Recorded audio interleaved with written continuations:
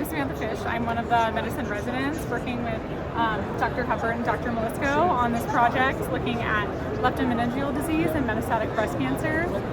So we put together a single center retrospective cohort study which found a total of about 111 patients using different EMR and pathology database reviews and doing manual chart review to extract key data.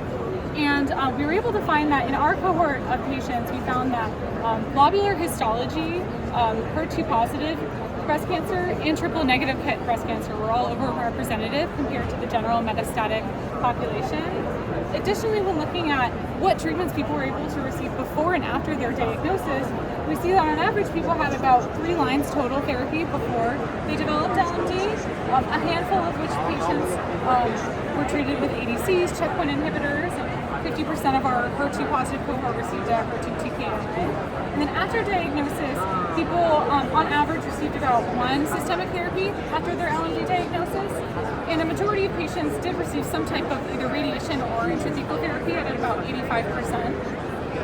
And then looking at specifically the time from when they were diagnosed with metastatic disease to when they developed LMD, we saw that triple negative breast cancer had significantly worse outcomes compared to the other subtypes at about 10 months. On a total, people had about 16 months before they developed LMD. But when looking at whether histology or decade of diagnosis affected the time in which they developed LMD, we did not see a significant difference. And then looking specifically at survival from time of LMD diagnosis to death, we found that overall people's overall survival was about 4.1 months.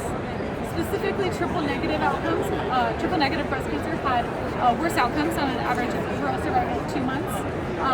And this was significantly, this association was significant and also held up on multivariate analysis. The other findings we found that were CNS-directed therapy and also intrathecal therapy both had significantly improved survival, and patients who were diagnosed after 2015 also had significantly improved survival. So overall, just pointing to the fact that this is a group of patients that still needs to be studied more. We know that there are still poor outcomes in leptomeningeal disease despite these newer therapies being approved, and our hope is to continue to add to this pool of data, learn more about other therapies available.